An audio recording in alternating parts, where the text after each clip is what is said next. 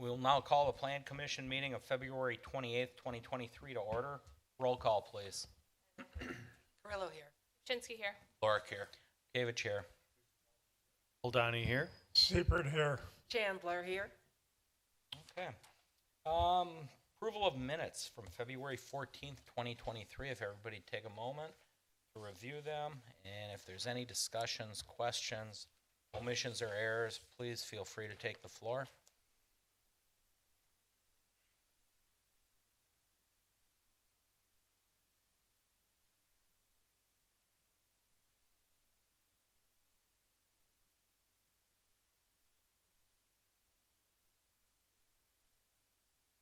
You're satisfied there's no further discussion?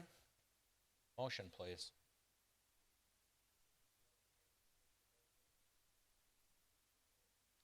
Guzikowski makes a motion to approve the meeting minutes, Plan Commission meeting minutes from February 14th, 2023. Lorick seconds. Roll call, beginning with Christine. Carrillo, aye. Chinsky, aye. Lorick, aye. Gavich, aye. Guzikowski, aye. Goldani, aye. Seifert abstains. Chandler, aye. Item 4, review and discussion on recent common council actions. Carrie, if you would, please. At the February 20th council meeting, there was a presentation for an update on the North Bluff Park planning process. There was approval for a contract for design of a roundabout at the intersection of West Putes Road, South Liberty Lane, and South Wood Creek Drive. And the council approved amendments to Tax Incremental District Number 13 Finance Development Agreement with F Street OCLV LLC.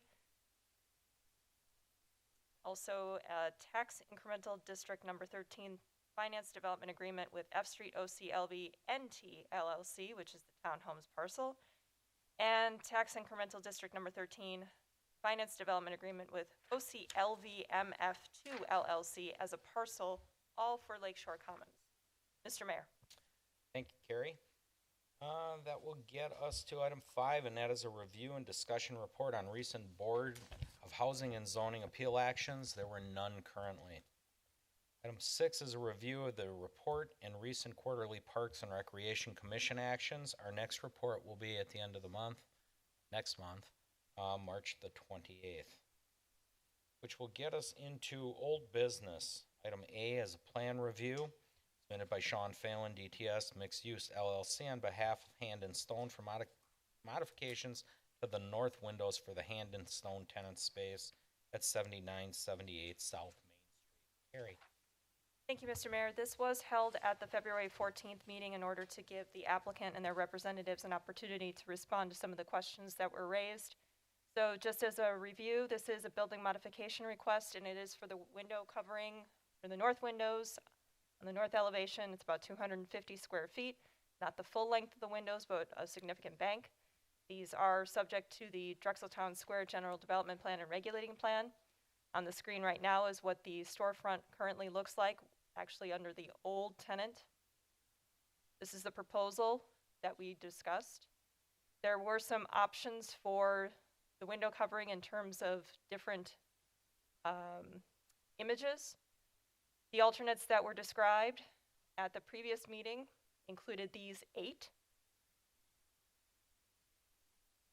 And staff had made recommendations that if this were to be recommended for approval, that due to the location on a prominent corner facing a future public space, and due to the requirements for tinted glazing and opaque glass panels being prohibited, but also the requirement for clear glazing zones along street frontages of buildings.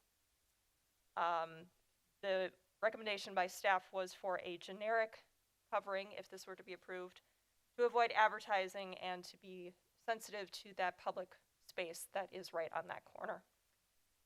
If there are any questions with regards to the previous discussion or staff's comments and recommendations in the staff report, happy to answer them. Otherwise, there is a suggested motion on the screen for consideration.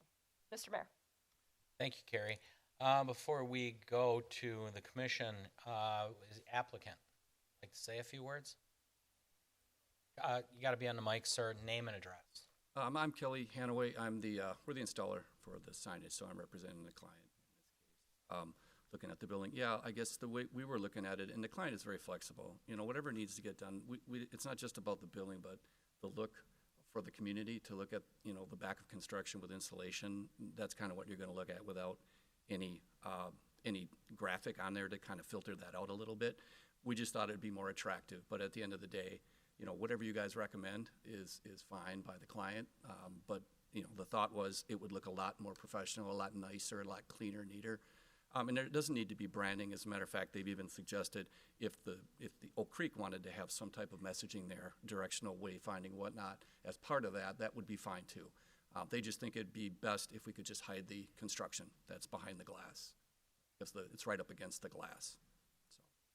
Okay, appreciate it, and stand by in case there's any questions. We'll start on with the commission. Start us off, Christine.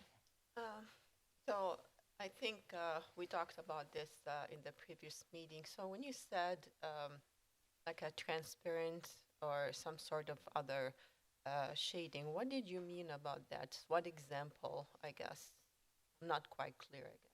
I guess in this, for the options that were presented, the closest example would be number 4 here, which is the bottom right corner. Doesn't quite get at what we're talking about here, but there are coverings for windows that make it look almost like they're spandrel windows.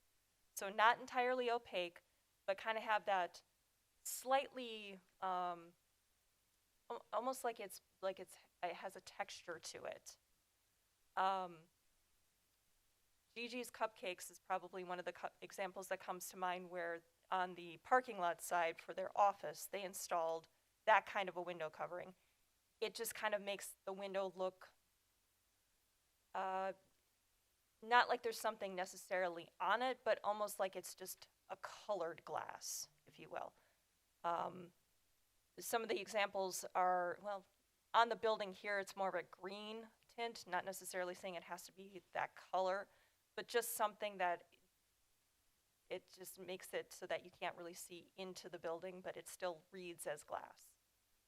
Right, so would it prevent how you can see inside but yet reflective from It wouldn't, out? no, it wouldn't be reflective. It would prevent being able to see into the space, but would still look more like glass. Okay. And, you know, just a reminder that if any of these options were to be chosen, and even if it's, you know, not staff's recommendation, the application needs to be to the interior of the space. Okay. So that would be a requirement either way. Okay, thanks. Hey, Christine? Dawn? Well, want to start by saying some of the businesses have, you know, a variety of things already. And so if we are going to give these, you know, this a certain amount, you know, a new rule, I think it's got to pertain to all the businesses that are in that area, right? Or within those 2 buildings. Some have it, right? Like Gigi's has a small one. I think some of the restaurants have a small version of it closed off. That would be my question, is how do we make a rule for this one that when we don't look at all of them? Well, I can tell you that the only 2 that have come before the Plan Commission for approval, which they, you know, that would be a requirement, is that they come before the Plan Commission for approval, has been Gigi's, just for that one area for the back of house for their office, and for Bel Air Cantina, and that was for the back of house facing the interior to the parking lot as well, because that actually ended up being their storage room.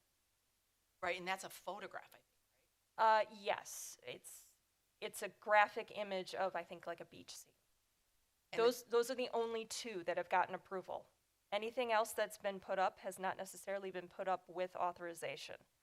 Shades do not need Plan Commission approval. They do not need staff approval. So if anybody is installing shades or drapes or anything like that, that is okay. You will see shades in, for instance, the PetSmart building. They frequently put down their shades because they get the sun on both sides. So that's something that is does not require additional approval. If we are going to allow for a certain amount of glazing to be covered throughout Drexel Town Square, that would require a PUD amendment. However, if we don't put it into the PUD because we would have to figure out exactly what that allowance would be, whether or not it would be per building, or if it would be per area, if it would be, subject to just the sub-districts. That would be something that we would have to take a look at in terms of PUD language. If we don't go that route, it's on a case-by-case basis like we're doing it now. But on that case-by-case basis, the dentist, who is covering those same exact windows, I believe, across the street from each other, has the shades, and it's not attractive. They're kind of disheveled, and there might be a better way to look at all of them, or a percentage of what business can cover their windows, but it's not more attractive to have shades in there versus covering the windows completely. Well, that, again, it's the requirement of the PUD for clear glazing, and especially at street level. If we allow for a certain percentage, again, it's going to be a larger conversation than we have right here, because right now it's just for this particular tenant. If we were to move forward with that, we would have to take a look, and it would be a much larger conversation about, do we allow it for corner tenants? Do we allow it for interior tenants? Do we allow it for a certain percentage? What is going to be the goal? And I don't think the goal is going to be necessarily for all of the windows to be completely opaque for all of the storefronts. And that's the question of what's the language going to be. But if we wanted to take a look at that in the future, the PUD amendment is the way we would have to approach that. Okay, thank you. Ashley? And nothing from me, thank you. Greg? My questions might be directed towards either the applicant or the sign company.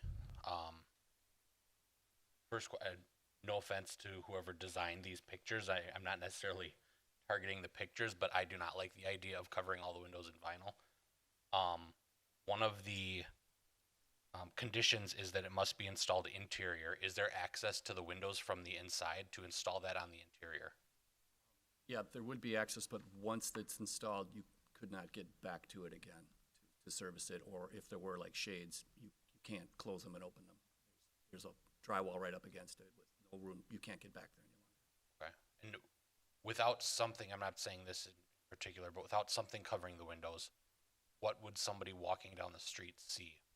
They would see installation between metal studs, and drywall's on this side, and here's the stud, and then installation is looking out to the street. I mean, the Main Street wasn't designed to have all the windows covered, I know. I don't like the idea of covering them in vinyl. I certainly don't like the idea of people seeing metal beams. During our last meeting, there were some things thrown around, but the applicant wasn't available. I think it would be preferential to at least have some type of interior, I guess, not necessarily a window treatment, but some type of, I guess, window display, whether it's fake greenery or fake rocks on the wall or whatever the case may be. Kind of beautifying the back of that wall versus actually sticking something on the windows. I don't know if that's an option. It sounds like he's willing to kind of work with the city, but I do not like the option of vinyl on the windows. So you're suggesting it where the metal is, put drywall on that side and something on the drywall?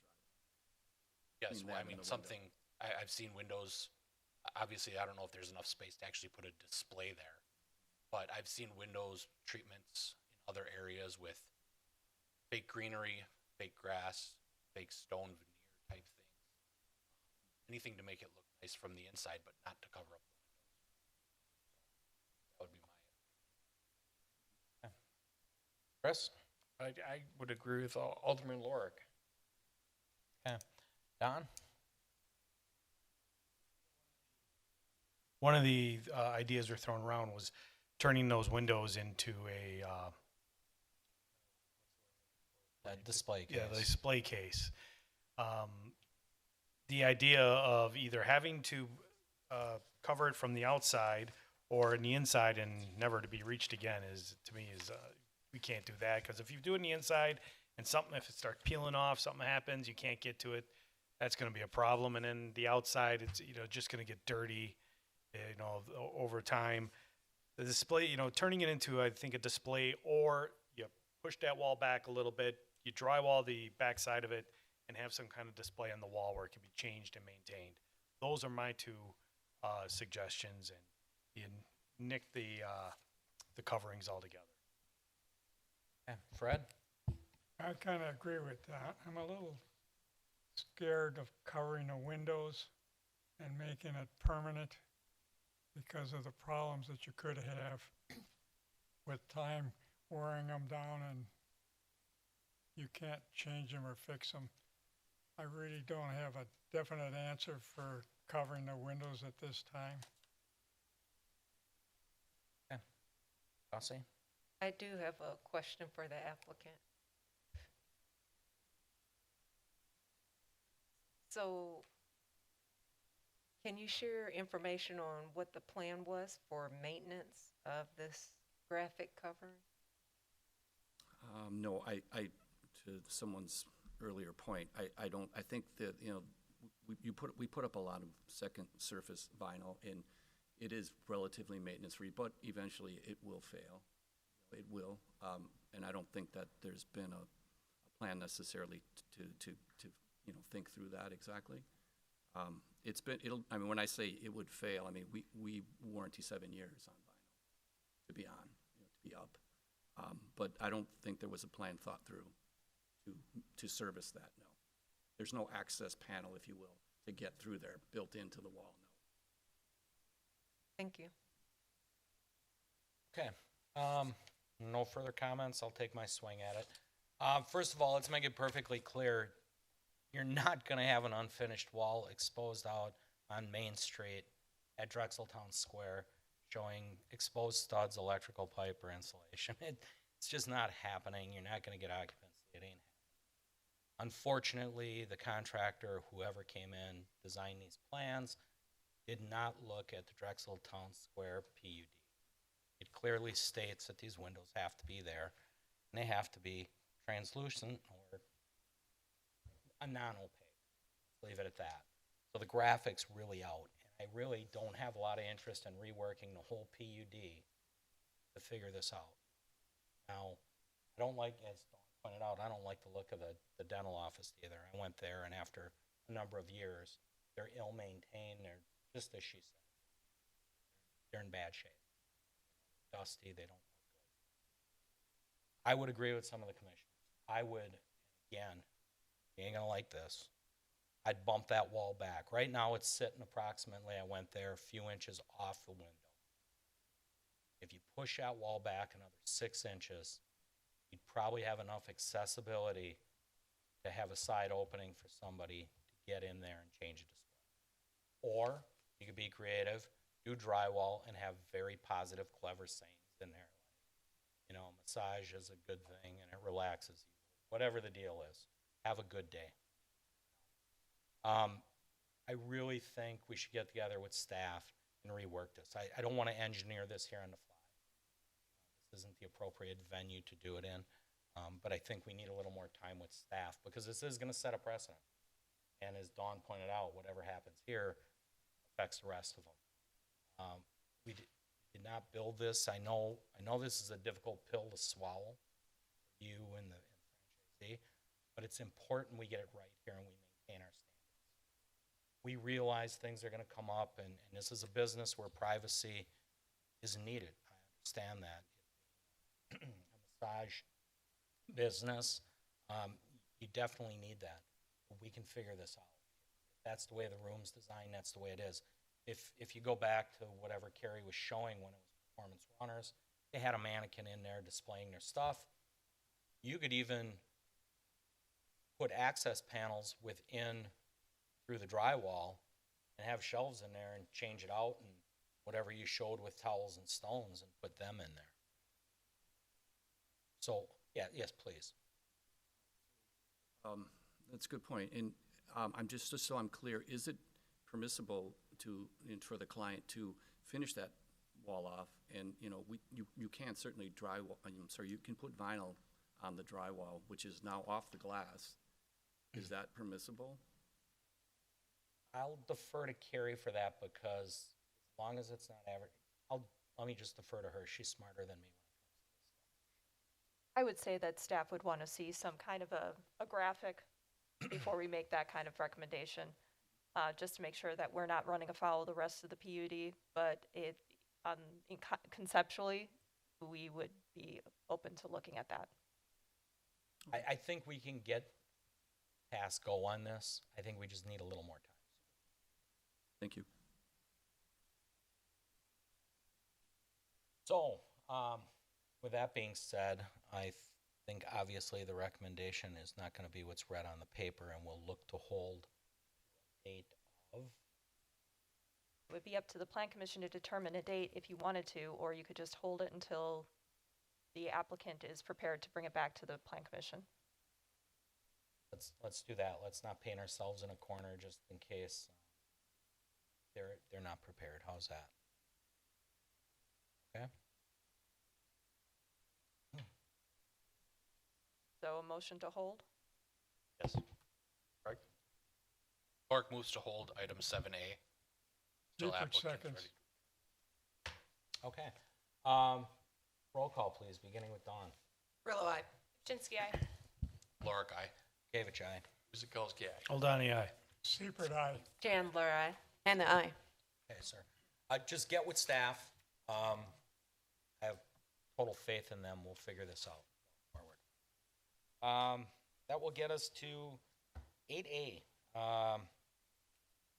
Excuse me. Review conditions and restrictions to rezone the property at 8950 South 27th Street from B4 General Business with a conditional use permit for vehicle rentals. Harry. Thank you, Mr. Mayor. This was a rezone and conditional use permit request that was recommended for approval at the previous meeting, February 14th. Just as a reminder, to rezone to B4 General Business, staff does have just a clarification question for the applicant as to whether or not the second parcel, the outlot that was included in the legal description, is still something that they want to also rezone into this. That was not clear, and staff did not catch that before the last meeting, so apologies for that. We'll clarify that. But regardless, the location is for the existing restaurant parcel for display and rental of rental vehicles, so U-Haul type vehicles.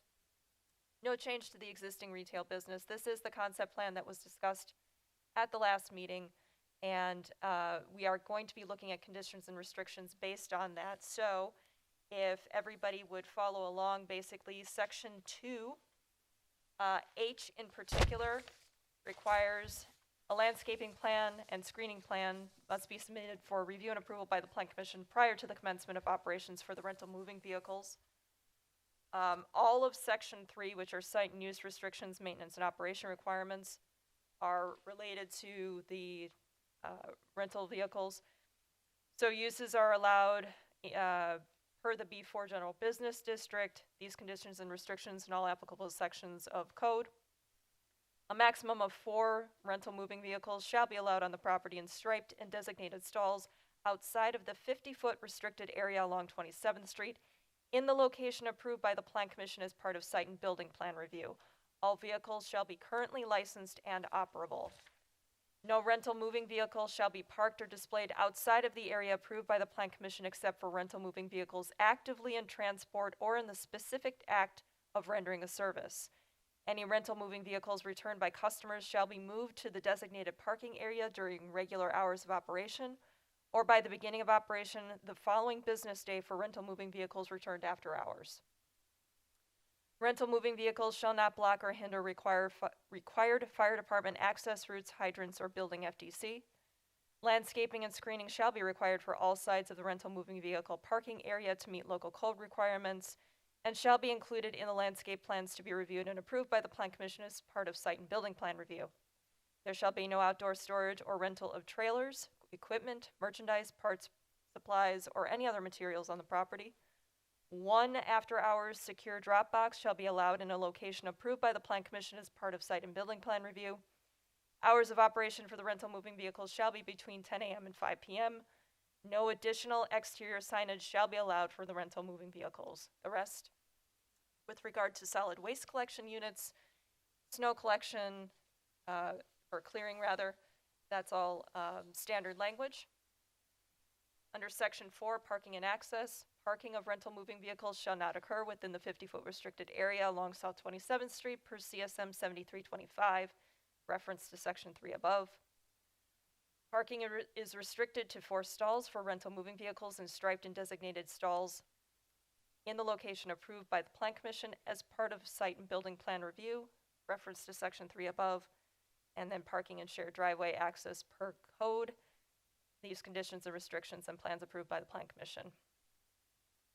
Section 5, lighting is per code. Section 6, bulk and dimensional requirements and setbacks. Rental moving vehicles are minimum 50 feet from the right-of-way, and transition and required landscape areas is per code.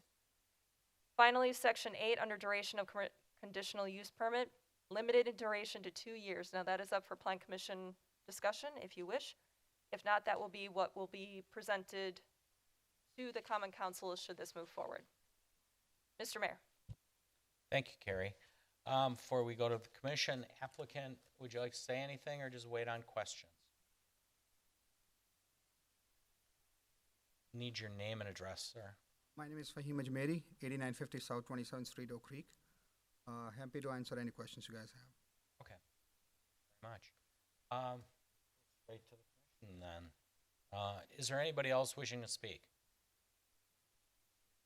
Okay, we'll go to the commission then. Chauncey, would you say start us off, please? Okay, I do have a question for the applicant.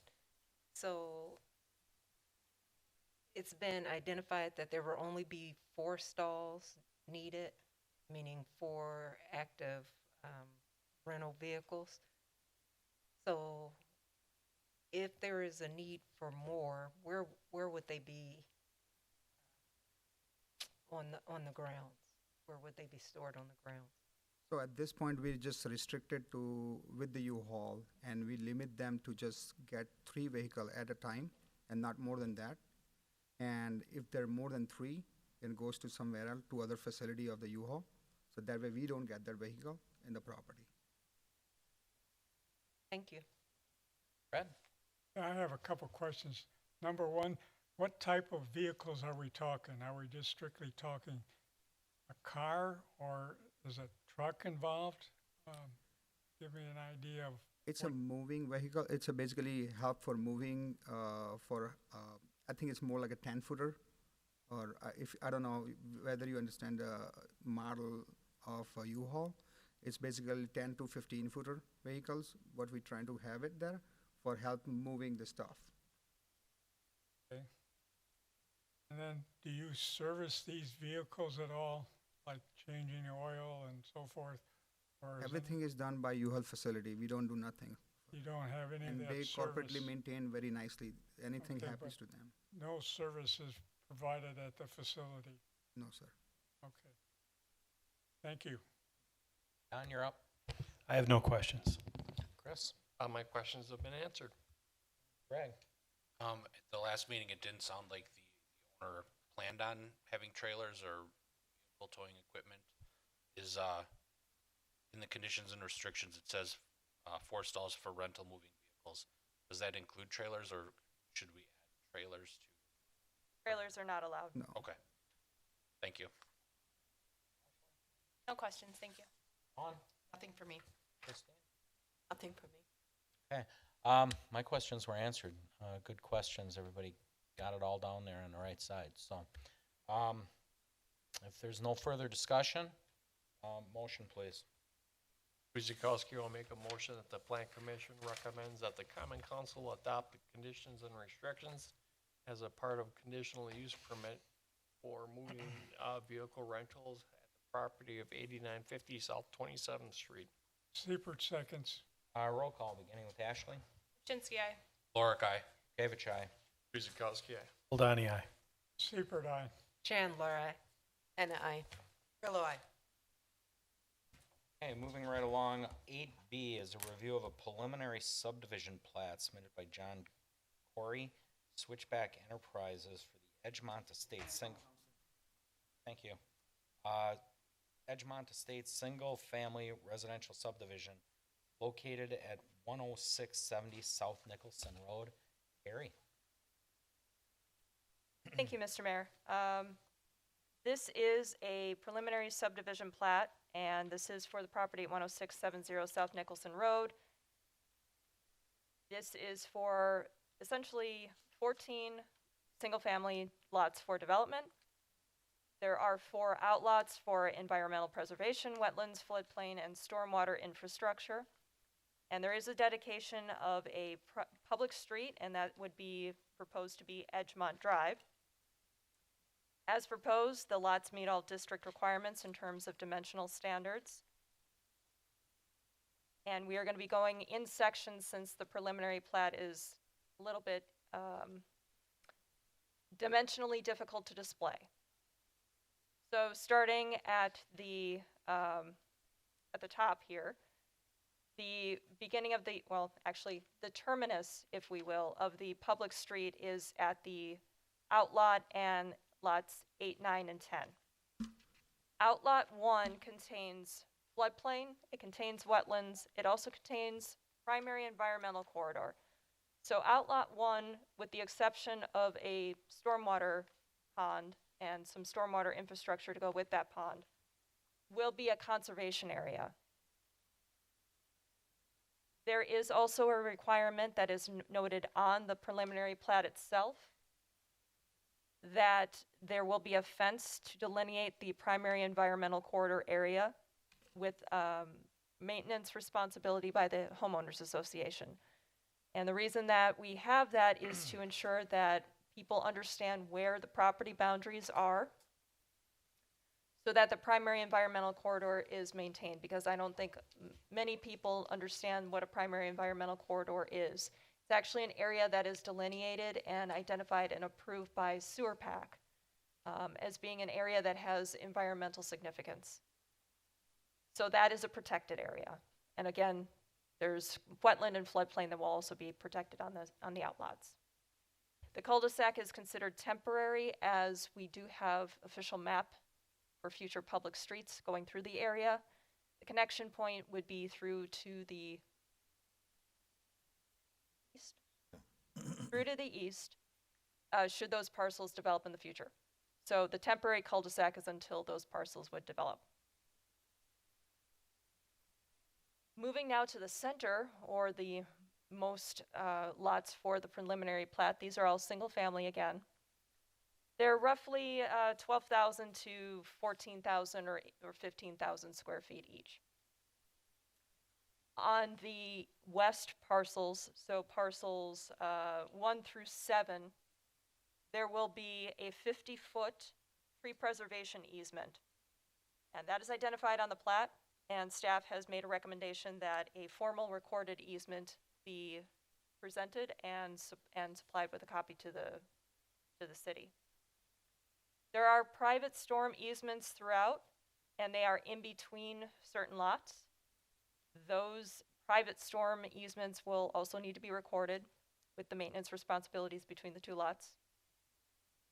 Outlot 1 is conservation. We did mention that, but there are also other conservation areas. So outlots 2, 3, and 4 do have some wetland floodplain areas on them. There are also trees identified as part of the tree preservation plan. Anything outside of stormwater infrastructure on these outlots is proposed to be preserved. We did have one correction, and that was for, at the southern end, there was floodway identified. It's actually flood fringe, so we just need to have that label changed. Turning to the tree inventory again, Outlot 1 showing that as a preservation area. Not all of the trees are identified as a primary environmental corridor is considered no-touch area anyway. So areas outside of that were identified. And again, anything outside of the stormwater infrastructure would be preserved. That 50-foot buffer along lots 1 through 7 is identified in green here. Kind of extends up into a wetland that is adjacent to lot 7 but contained on outlot 1. Trees in this area would be preserved, and that would be part of the deed as well. And then finally, the southern part showing not all of the trees again, but those trees have not been identified because these have been reserved for preservation anyway due to the presence of wetlands and floodplain.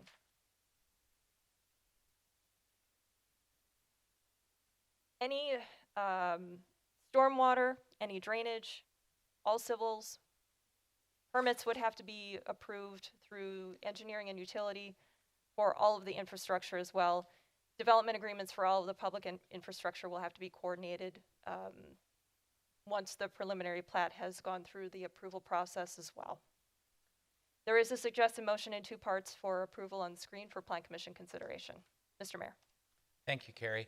I'm guessing you're the applicant. Yes, Name and and don't feel address, bad if you please. didn't know what a PEC was or is. I didn't either. But go ahead.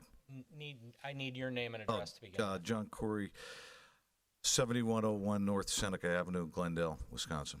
Hey, sir, floor is yours. And we'll, Oh, I'm here to answer any questions you have.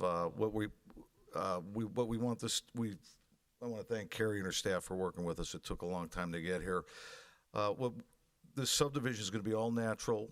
On the outside, it's going to be a 30, except for the roof, will be a 30-year dimensional. I think it's something the city's going to really enjoy, and I think the community's going to, from what I've heard today, like what's aesthetically pleasing. So I'm willing to ask any questions that you have.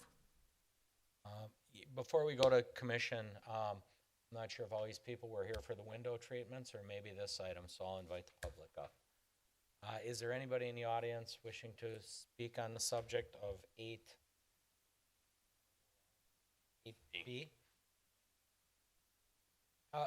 Please approach podium, name and address, everybody.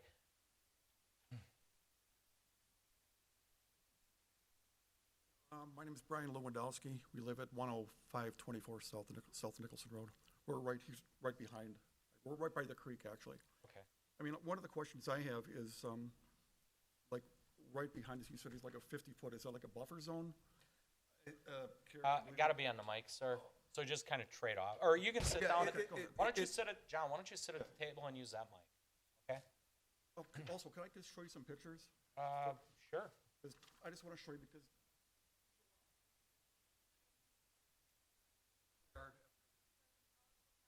Yeah. The picture I just presented to the mayor was my backyard yesterday. That was after a 2-inch rainfall, and that's my neighbor adjacent to me also. And if you can see, it's saturated. And this is what I go through with any type of rainfall that's substantial. And it's summer. This is all season long. So I have a big concern with putting a subdivision that water's going to, we're not going to get additional water because we've had water in our basement once already from heavy rains. And it's a continuing problem. Now, if we're going to put this subdivision there again, and how many homes are you planning on putting there? 14. And the average lot is about 3/4 acre?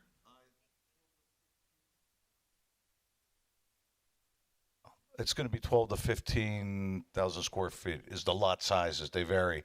Okay. Where are you? I forgot. Where were you living at? I'm right next to the creek. We're at the very. On Nicholson? On Nicholson Road. Okay. We're the first house by the creek. Well, I'm not an engineer, but I could tell you this: when you might even get a little relief. This is just from what I've been.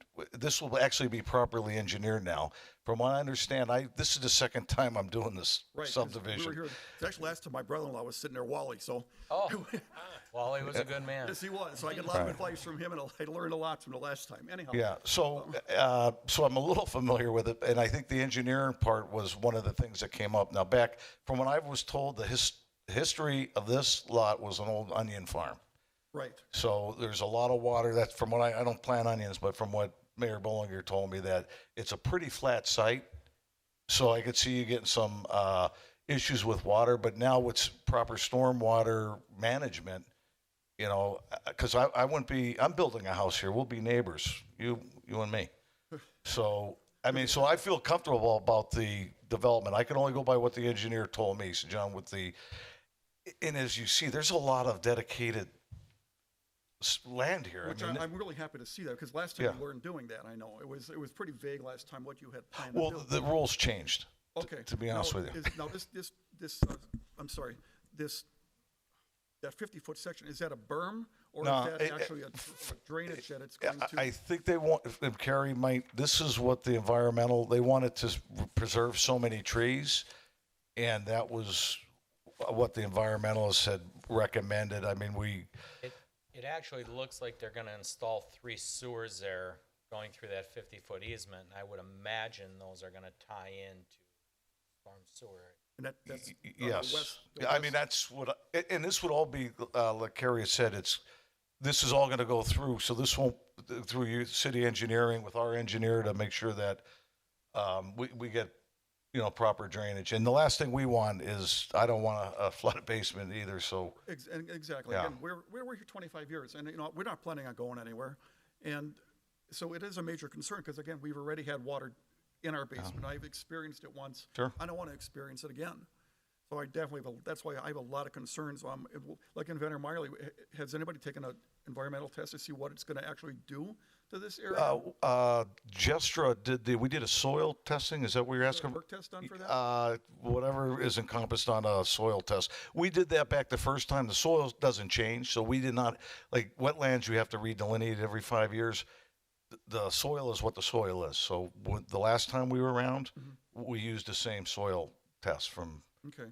so there's not a lot of soil to remove here. That's one good thing about it too. Now, for grade, I mean, because I know you have to do, like houses are built at, a certain height to accommodate for, I'm trying to think of a word for that. Anyways, when you build a house, because you always build them at a certain level. You're gonna pitch it for a away. wa- a Yeah. And typically they'll use bioswales to get it to that back end. Okay. And I'm just speaking from the experience of my subdivision. So the houses are swaled, we're actually at different heights, and then they swale it, they push the water, they direct the water to the back, and then the sewers are in the back there. They Yeah. collect the water, and then they take it to the creek. Because I was looking like for the water table, because I know when my house was built, it's different level. That I can't speak of, and I'm probably over my skis on engineering talk Okay. The purpose is though, what the mayor was saying is that the purpose is to, like a swell, and then you direct it to the storm water, and then you collect it and you get it going to the creek. Now, on the west side of that property, we have that green section. How many of those trees are going to be removed from there? You know Can what? Give me an idea, a general idea. Well, There's we're a lot of dead trees. I know that for a fact. 'Cause me a living lot of there. dead trees that I could tell you. Is anything going to be replanted? We're saving so many. I hate to commit to planting any, and we're trying to do like I said, I'm going to be living here. This is, I think, an ideal location. So we're going to do everything we can. I mean, wooded lots are worth more than non-wooded lots, so it behooves us to save as many as possible. Exactly. I know the requirements are going to be in the subdivision. It's got to be all natural. They have to have sprinkler systems. So I mean, I don't think anybody buying this is going to want to put a tire with a plant in it. Do you have an average size home that you're planning on putting there? I think they're going to be the minimum. I'm not sure, but I know the one I'm putting up is going to be about 2,300 square foot ranch. Okay. I don't see them getting any more than if they go up, I guess. But these are not going to be very big homes. Okay. The lots aren't that. They're. I mean, they may be big by now, today's size, but they're. The minimum's probably going to be about 1,500 square foot ranch. Okay. Now, maintenance. You said there'll be somebody who manages the area. Say if somebody's on. Originally, we will be managing it. Okay. The developer. For how long? Well, it depends how long it takes to sell the lots and then we'll transfer. There'll be a time where we transfer it over to the HOA, and I believe that we'll have to have an HOA agreement to the city before this is that the way you guys do it? Carrie's indicating yes. Yes. So they'll you'll be have written all that. agreements. Let's put in the cart a little bit because we want to get this done, and then we'll get an HOA agreement drawn up and how we're going to transfer it. But initially, the developer, which will be my brother and I, and then it'll transfer over to the homeowner, their own association. Okay. All right. This I just want to present to you also because this is from my neighbor. She wants me to. Okay. Great, thank you. I will share this with the commission. I appreciate it. At least, for what it's worth, we're trying to keep our property the way it is. Again, we're here a No, long I time. get I'd it. like to. I mean, when we do something like this, the intent isn't to impede on you and make your property worse. Exactly. I've been told by our engineering staff, Usually when a stormwater management engineered plan goes in to existing homes such as yours, things usually improve because years ago, nothing was engineered, and in some cases, they were just built. They didn't exist with storm tiles and. Because that'd be great if we have Codes less weren't water. I there. mean, because So- I can't even get to the back of my lot. With two without boots. stormwater retention ponds alone, things are gonna naturally be directed there to be held and then siphoned off at an appropriate. No, that retention pond, is that is that at the south end of, I don't know, let me see here. We have two of them, I think, in yeah, here. you mentioned about two of them. Yeah, Yeah, there's currently two shown, one at the north and then one at the south. yeah, okay, yeah, yes.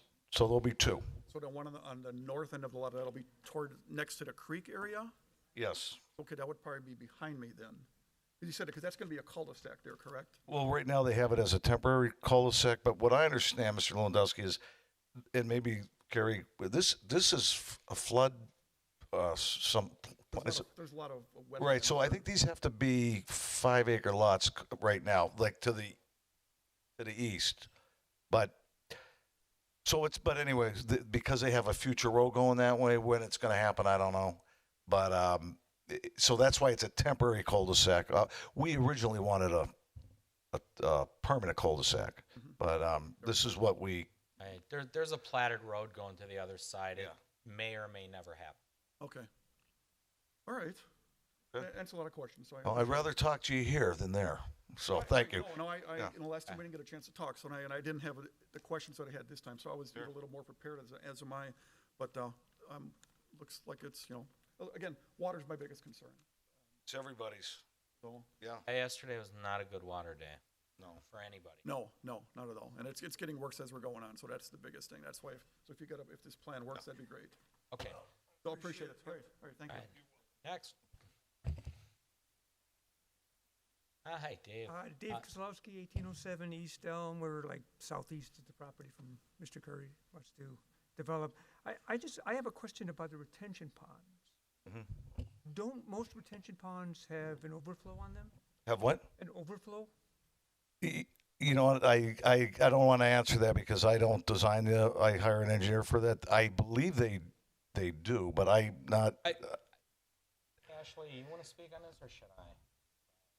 They are designed to have an overflow. Yeah. I mean, I can't tell you how many times that's needed, what the percentage is.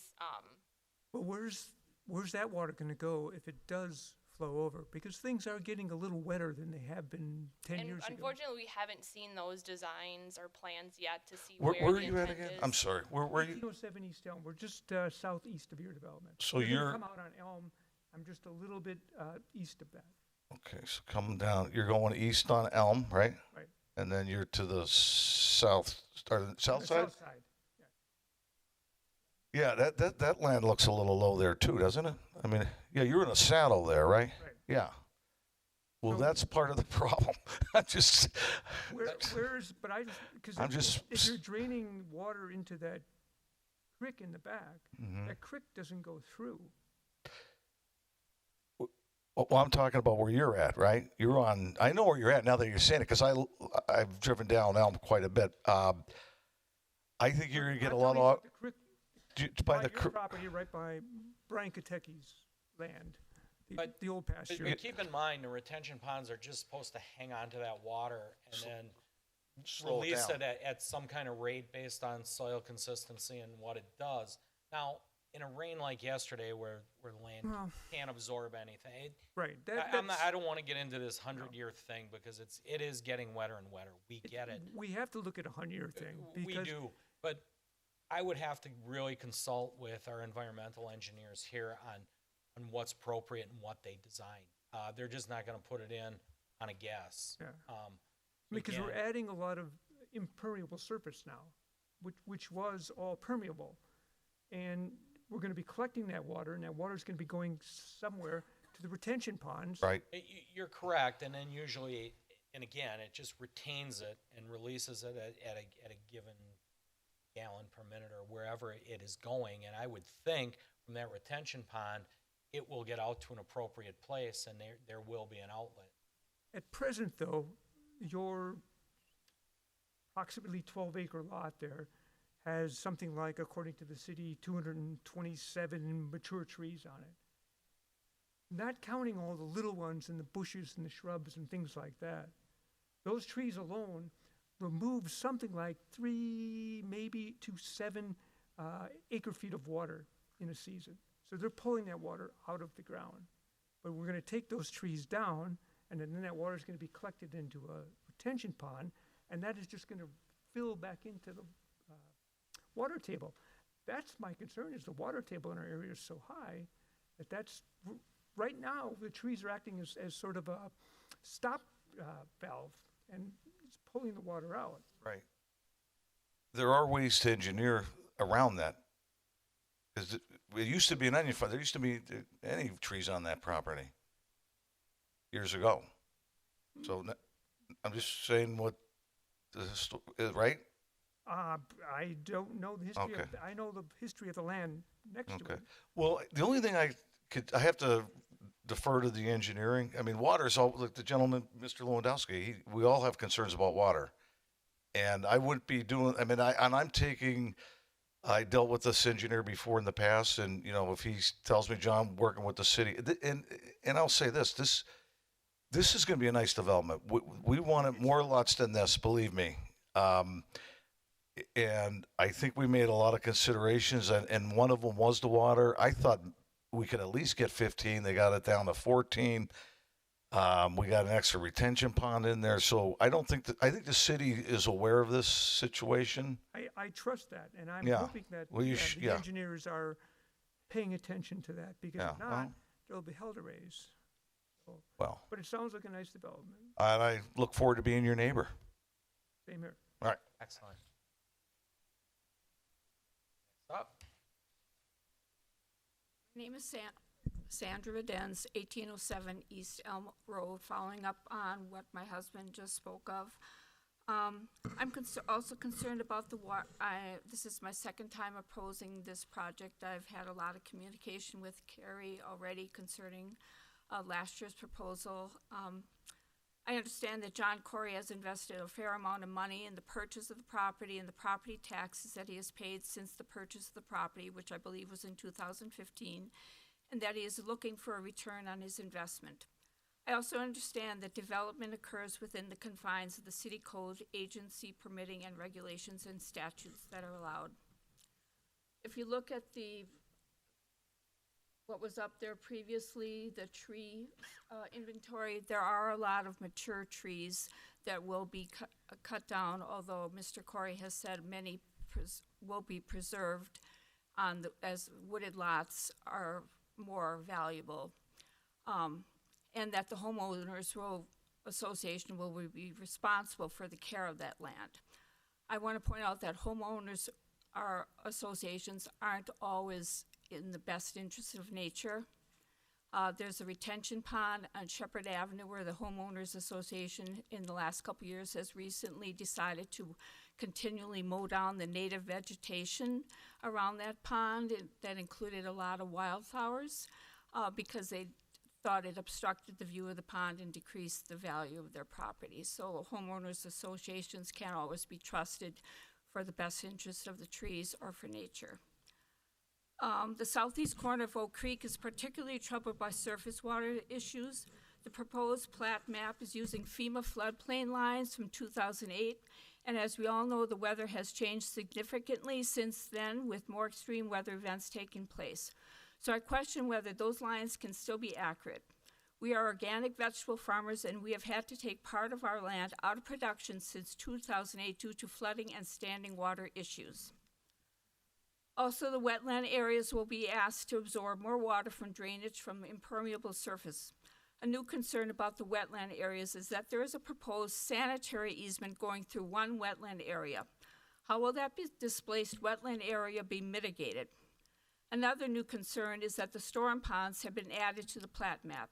I question whether how much water those storm ponds will actually hold, as our subsoil is clay, and a previous development proposal for the land to our west that is owned by Parkway Apostolic Church showed that the proposed storm ponds would overflow and drain onto our property.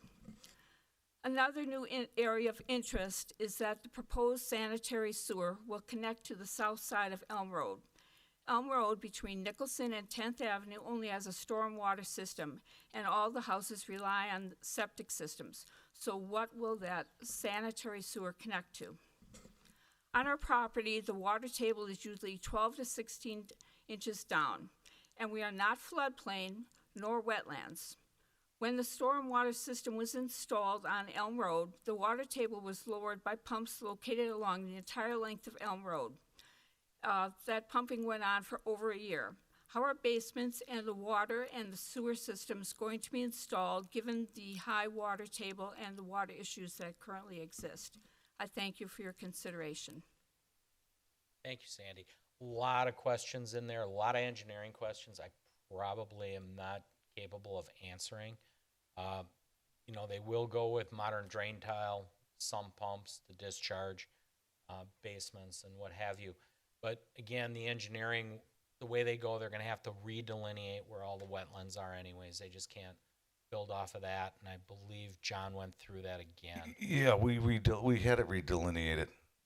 And we've had it since '07, actually. Yeah. So, but yeah, those are more engineering and, so, you know, I don't want to give you an answer here and then it's wrong, but it's, you know, and what others do, I know you mentioned the sub on Shepherd, you know, it behooves the HOA, you know, to do what's, you know, best for the property, the land, and that should, in my view, be the one thing to increase the value, not. Yeah. And it just isn't homeowners associations that do the wrong thing. It's just single residents alone, you know, do different things to their homes. And believe me, I've seen some people take down and put in some things that I just, you know, didn't meet my approval, but I have no say over it. It's their yard. Yes, ma'am. Peggy Williams, 10601 South Nicholson. I'm on the other side of the street, and I also will agree with the amount of flooding that's going on. My neighbor and my neighbor to the north have experienced significant flooding in our backyards to the point we have ducks in our backyards.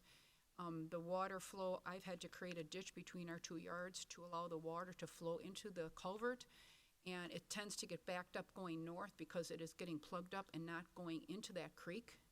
And they have a very significant culvert there, and it's just backed up. And my road directly across going to my mailbox has split again. I probably got a 4-inch gap in the road. My new driveway I put in cracked within a year and is sinking down into the road.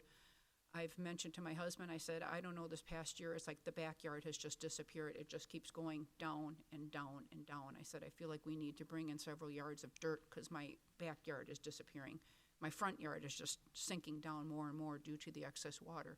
So I do have a concern with the water that is flowing into the creek or not flowing into the creek at this point.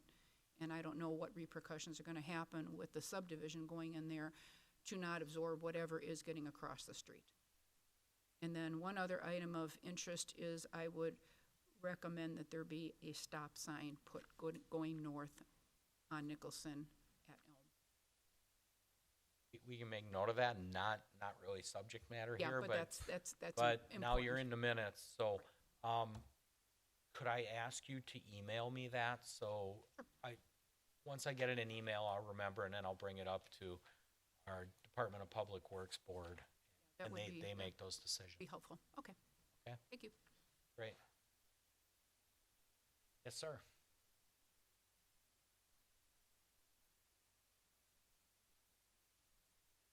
Good evening. Hello. Joe Kadesny, 10731 South Nicholson Road, just to the south of the proposal.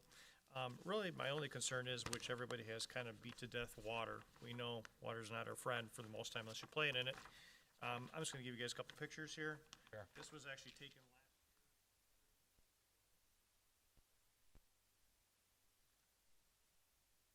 And really, my concern is when we look, I think it's Outlot 3 on the corner of Nicholson and Elm. I'm not sure if you guys lost your screen there. Oh, that's okay.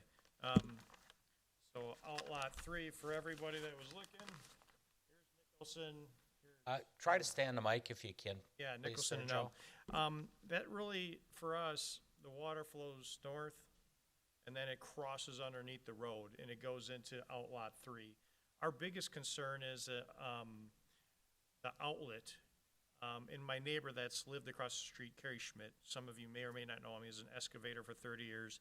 He said, unfortunately, what has happened is the outlet is lower than, I know there's actually wetlands there, but the soil in some areas is higher, so the water is sitting. And eventually it will find its way, it will drain, but when you get a lot of these, I don't want to call them flash flood rains, but a lot of water coming in, it starts to back all the way up by us. And he actually said last year, he goes, he's never seen anything like it because both culverts on both sides be filled, and then it pushed all the way up in everybody's backyards. Our house is newer, it's 3 years old, so we were able to stay on top of it, but we did actually get a little concerned because as it came up on either sides of the yard, it started to fill the backyards in.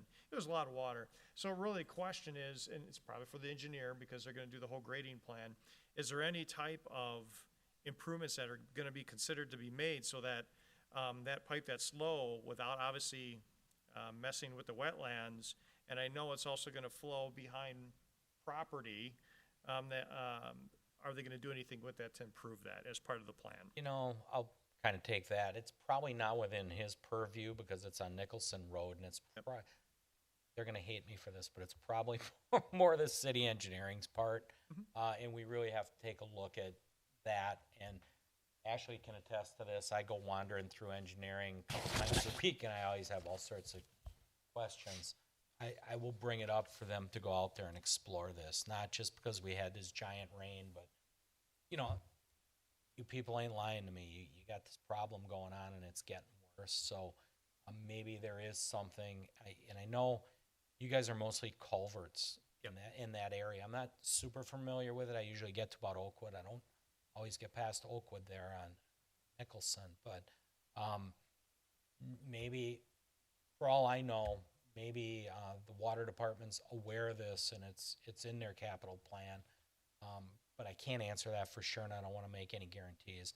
But I can definitely send people out. When we have situations like this, I do ask my environmental engineers to go out there, try to see what's going on. Yeah, I mean, that's all we can ask, because we know right now, you know, other folks that are looking at it, that actually have the experience from grading and excavation, they're looking at it and saying, yeah, there's a problem. And I just like as part of this, it might not even be part of that, but it is an outlet. And I have heard about homeowners associations having to take care of certain parcels. Is that identified to be maintained by Oak Creek? Sometimes that can happen too, but most of them homeowners associations kind of didn't exist back in the day. Now something like John's proposing, yes, they would be there and they're required to take care of, say there's a median, something like that. Usually the stormwater ponds, things of that nature. Mr. Mayor, I didn't mean to interrupt, but one thing, Joe, I think this is, because believe me, I wish that we do own that outlot where that pipe's coming through. Oh, sure. And I'm not an engineer, but I'm pretty sure that's how that wetland got there. I mean, so I think this is years, whenever I don't think they would engineer it like that today, put a pipe right through somebody's property. That's basically, that culvert's coming in and it's draining and it's creating a wetland. So if this, you know, that's something I think that would never happen today, I'm pretty sure. I don't think but I don't know. But anyway, but that's, yeah, I wish it wasn't there, but it's there and we got to deal with it. And I think I could say this. That's the key, is like you said, it's dealing with it to, if there is something that you guys can have the engineering group look at. Well, they've been looking, because this wasn't the plan we first came in with. So I'm just saying that, I mean, with the retention ponds, the trees, the lots are smaller, the homes are going to be smaller, but they're going to be nice. They're going to be, I think the city, and we want to, you know, we don't want this to be a one deal. You know, we want to continue the relationships, and I think, you know, so it's a test for us too. Yeah, I appreciate your comments. My only concern was the subdivision, I'm sure, is going to be built. It's going to look great. And just looking at the water management in that area, that's all. And to tell you the truth, until, you know, I get to a venue like this, or somebody really reaches out to me, or their alderman or alderperson, in this case, district, you don't know about it unless it's happening to you. And otherwise, or you got a friend in that area that tells you about it. Otherwise, it kind of doesn't come up to us. So, again, the city's here to really do service if they can. So, don't be afraid to reach out to them. I know it's frustrating dealing with government sometimes, but really their best intention is to get things right. So with all those comments said, Yeah. the takeaways, you're gonna bring it up to the engineering I department? am gonna bring it up. Okay. Ashley? Yeah. Yes. Okay. Yeah, That- engineering, That's all I ask. I'm not usually here when to- I'm walking back there, sometimes it's to say hi, but usually it's because I got a question or a problem. Sure, yeah, okay, all right. And it usually winds up some of the stuff with her. Okay, no, particularly fair with- enough, that's all I was hoping for. Thank you, guys. Okay. Thanks, Joe. Good luck. Yep. Hello, I'm Sadie Borzinski. Hi. 1640 East Elm Road. I live right in between Outlot 3. Oh, that's you. Okay. And first, we are lower than that proposed storm pond. We're lower than everything. So I've heard a lot of issues about water, and I can, again, attest to all of those. There have been times where the water in my backyard is like at my knees. Yes. Because, right, we've got the wetlands in the left-hand side of Outlot 3, and then there's a pipe that goes underneath my yard into the back, like a PVC pipe, like this, into the back of Outlot 3, where the next wetlands are. And sometimes there's a current going between. A current. But Oh. I'm just attesting to the water concerns that everyone is bringing up as well. I also have questions about the sanitary sewer. So from my understanding, the sanitary sewer in Nicholson ends at the proposed road to the subdivision. And we don't actually have that sanitary sewer on East Elm Road. I'm wondering, what are going to be the requirements? Is that going to be a cost that's taken up by the development to put that sanitary line in? Because today we are on our own septic systems. We're on city water, but Okay. John, I believe they're gonna require you to bring that sanitary. Right, well, if we develop that lot, we're gonna have to bring the sanitary sewer down to your lot line. Right. Because you're right, I don't, yeah, I'll answer for the city, and I Yeah. mean, I could be wrong, so don't hold me to this. I don't believe they're gonna make you get off septic, but you will have the opportunity if it goes that far to tie in, and of course, there'd be some cost to you to do that. Usually, I think it's defined by, the lateral, usually they put the lateral in, so we would have to Yeah. bring it, the main down, and then to Yeah. go to the house, you would be you know, responsible whether for it. that would to go to my house, but we wouldn't Right. be required to go onto It's, the line. Ashley, can you help me with that one or not? I don't think you're required to do it. I don't think we would force you to. I'm not sure with that being something that's existing and with a new line coming down, if they would actually force them to put in their own lateral. Well, but it would make sense if it's all opened up to put it in there, but but I'm not gonna speak for you guys. Yeah, you know, don't hold me to it. I can give you my card. You can email me, and I can get you the answer. Great, thank you. How's that? And speaking of, so the sanitary sewer, I'm guessing it has to go where it's going because my lot is so low in gravity, right? So we can't use the line off of Nicholson that's already there. That would be an engineering question. I guess it depends how deep that sewer is, and if you're deeper. I don't know that one either. Boy, I don't know a We're real lot low. tonight on this one. I'm not batting really good. And I guess then if you're gonna cut that line, are you gonna close bore it, open cut, like through that wetlands? Are you gonna try and avoid disturbing that surface through Yes. East Elm Road? So it's gonna be closed? I don't understand, what do you mean close? So you can bore right underneath? Well, we're not putting the sewer, are you talking about the sewer? Yeah. Okay, let me just, yeah, you're right here, right? No, Oh, okay, you're here. Okay, oh, that's nice. Yeah, you're, well, I will say this, you got a break because they let a lateral come down here. You run a lateral from here. This isn't a main. So if we did this, we'd have to put a main in here.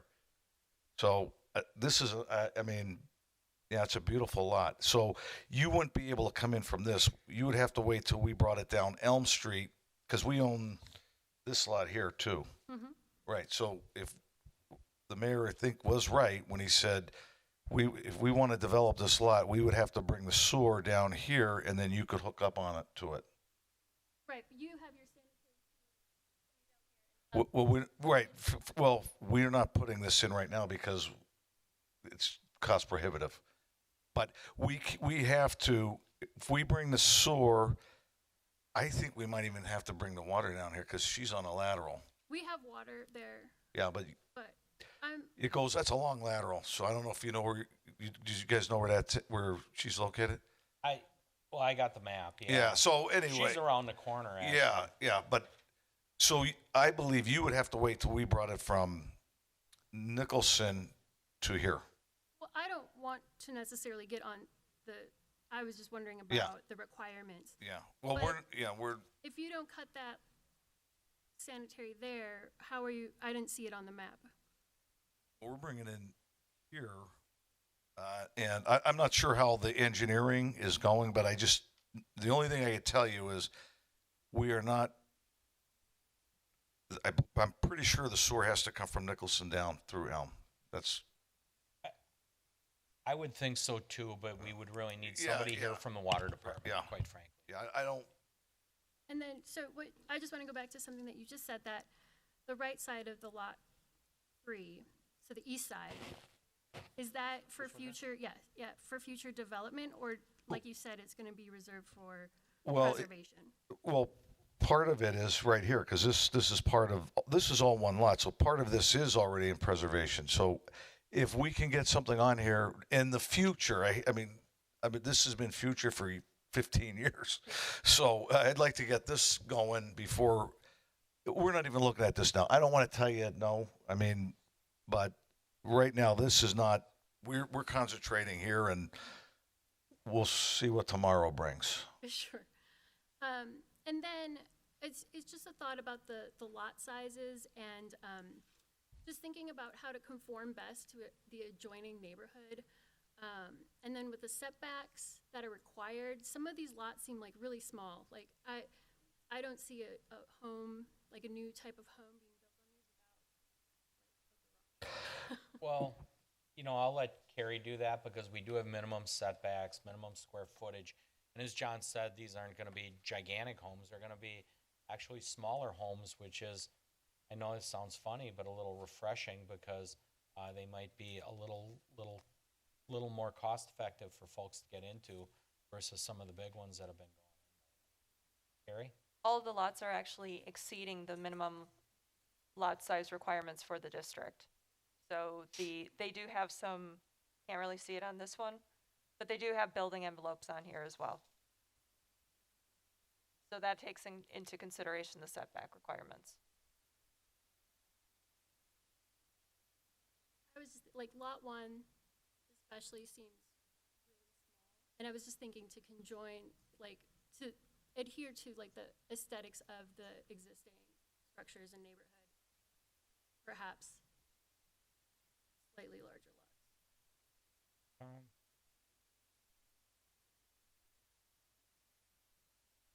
Well, they're not going to be your size. I can tell you that. You got a beautiful lot, beautiful home there. We're just, this is what the market really is looking for. I mean, it's, so we have to, do what, our customers are asking for. So, but, we're doing the best we can, Sadie. You have some cards if you'd like to grab one. You want to go swimming in my backyard? Yeah.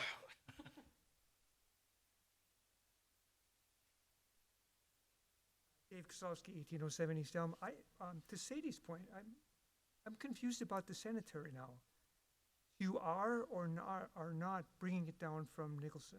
You know what? I'm going to wait till the engineer. I don't want anybody confused. So we can get you that information. So What would be the other option coming in down the road? I, that you're I, putting in? from what, this is what I should have, if I don't know the answer. I thought, see, we're doing this now.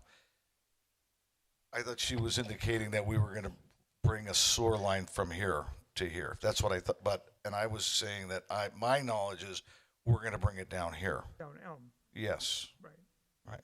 That was to my knowledge. It would go right in front of Sadie's property. Yes. So, and then she was asking whether she would have to pay on a per foot basis. From my understanding, when we did this in the past, she would have to pay the lateral to go to her Just the house. lateral. Yes. Just the lateral. Yes. Okay, So, thank you. All right. okay.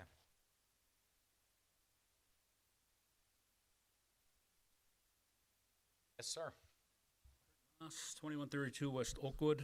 I represent the Moss family, which has 5 of the 6 houses south of Elm Road on Nicholson, the old farmhouse and Carrie Schmidt's house. My only concern, talking with Carrie today, there's an 18-inch culvert that goes under Nicholson and feeds into the outlot 3. The outlet for that water is an 8-inch PVC pipe that goes, I believe it's under Katie's property. I think that's what she said. So that 8-inch pipe has got to be reworked if possible. If we got 18 inches coming in and 8 inches going out, that corner floods terribly, goes over the roads at some time. And that's probably an engineering question going forward. I'm sure they must have documentation on what's what going there, hopefully, or I'm guessing that when that was Yakich property, that's what was allowed, or could have been done years ago with little to no city knowledge. I don't know. Speculating. But these are really good points, you're bringing forward, and engineering is really going to have to take a deep look at it. But John's credit, he's been very cooperative going forward with the city. All right, thank you. Thank you. Okay, is there anybody else in the audience, or is it commission time? Nope. Okay.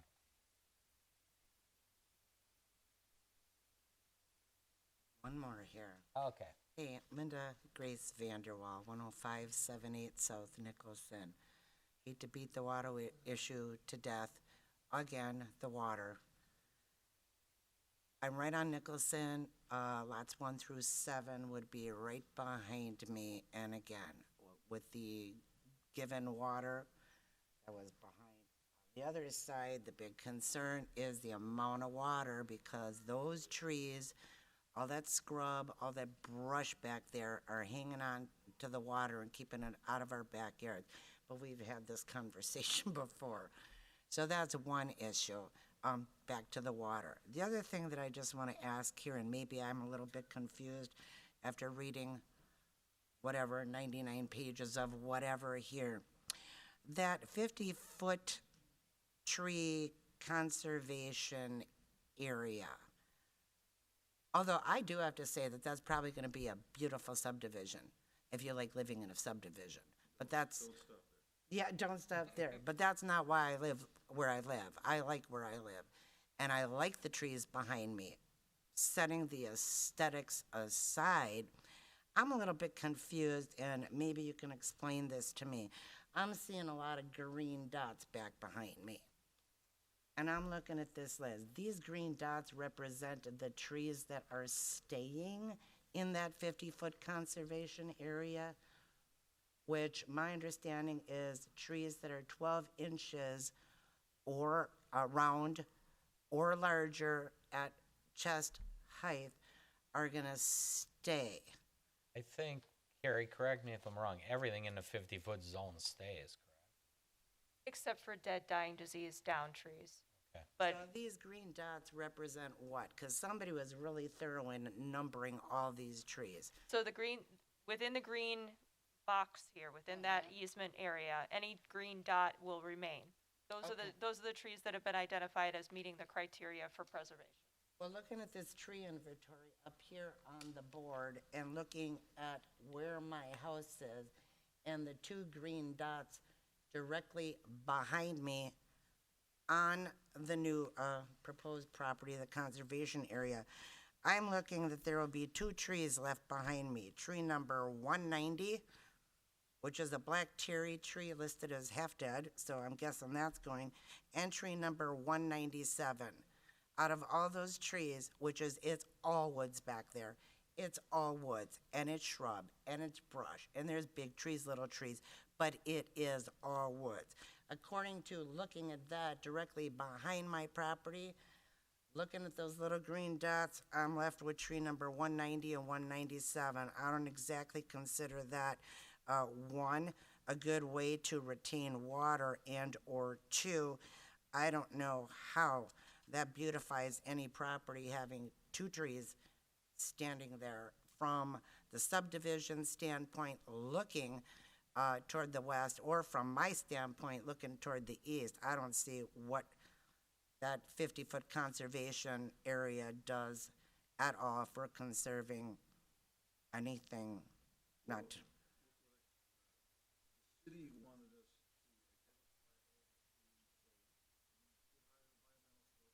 I've seen them. I stalk them. Could have helped them. Yeah, go out. But anyway, so it doesn't mean, okay, so I was building on this lot, we're saying these trees have to stay.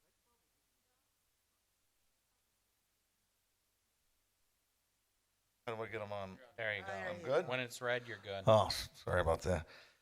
So these are the trees that they want to definitely stay. But if I was developing this lot behind you, I would to keep as many trees as I can.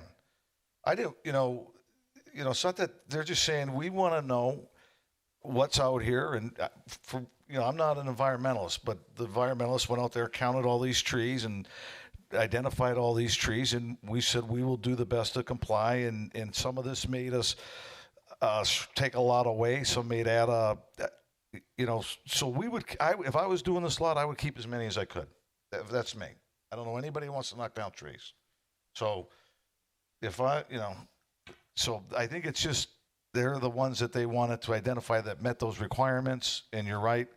So obviously, where the road's going to go, there's not going to be any trees there. Where the ponds are going, there's not going to be any trees there. And where the building lot is going to be, there's not going to be any trees there.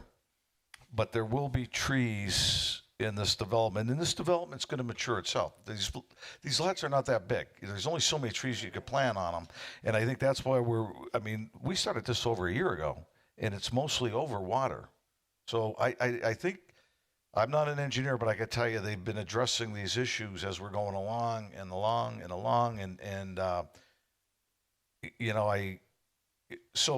think that everybody's listening to their constituents. So I think that's the buffer zone, what trees on here are identified, and obviously the ones, Yeah, right? Well, I go back there and Okay. live there forever. Yeah, no, that's good. That's what we want. We want people that've been there a long time. That's all I could say about these trees. So at this point, we don't know what's staying, what's going. This is just a recommendation as to what's going to stay, what's going to go. Well, when you go out there, we're going to try to. I trust me. I know. We're going to do We're going to do the best to stay to this. The city's not going to let us change these lot lines. They're not going to let us. That's why we're going through this. And if we get the approval tonight, it will probably have go to the comment. We'll see what happens. But the engineers are not done with this, but we can't do anything until we get through this. This is just preliminary. Yeah, preliminary, right. So we can't do anything until we get our comments or, from what the planning commission is going to recommend based on what they hear and what they see. I'm going to also second Peggy's not relevant comment of a stop sign over there at that corner coming off of Nicholson, because it's a highway on Nicholson from the north or from the south heading north. The traffic is crazy. You got to get ready to jump into the culvert to get your mail over there. So that traffic's going to have to be held up if we're going to have more traffic coming in off of Nicholson to go back into that subdivision. That traffic is, somebody needs to do something about that traffic. And they're not doing the speed limit here. They are jogging off the freeway and they're coming down Nicholson. I don't know where they're going, but they're zooming. Okay. So that is an issue, is that stop sign. I think I brought that up some years ago at another meeting that we did there. Okay, so Peggy has my card. She'll email me. I'll bring it Okay. up to our Board of Public Works, and they'll consider that. They'll go out there and they'll do their traffic And analysis. we're considering animals in this conservation area, or is this not in part of the deal? Well, I don't know if the animals are buying, I guess they have a right to say so. Otherwise, they're gonna roam where they roam. They're gonna roam where they roam. You are gonna roam where they roam. All right, thank you. Thank you. Okay. Okay, last one, Bob, I won't, it'll be short. because I got some people waiting here too. Okay, just, I know you sort of answered a question about that one outlet that you're not sure what you're gonna do with it. The one, I think that's off of Elm and Nicholson. 3? Yes. Okay, I'm hoping, because the last time I know you proposed about putting a senior living apartment building there. I thought it was, and I was like, I hope you don't go back to that thought No, process I again. don't, I love seniors and I love the housing. I know, It's yeah, not gonna that's- happen there. We're not gonna do that there. It's not gonna happen. You know, that was my biggest Yeah, concern nope. with that one, and, Nope. okay, thank you. You're I'm done. welcome. Have a good night. Okay, commissioners, your turn. Christine. I have no questions, thank you. And Dawn? I do not either. Ashley. I appreciate all your comments, concerns with drainage, for the proposed development, for those existing residents, potentially existing drainage concerns, issues outside of the development. So that's all been noted, something that we can definitely look into for that existing condition. And then as John's aware, there's definitely standards requirements that need to be followed moving forward as far as stormwater that the engineering department looks at in depth, MMSD reviews, all stormwater management plans, there's maintenance agreements in place. So there's a lot that still needs to take place after we get past this point. Ashley.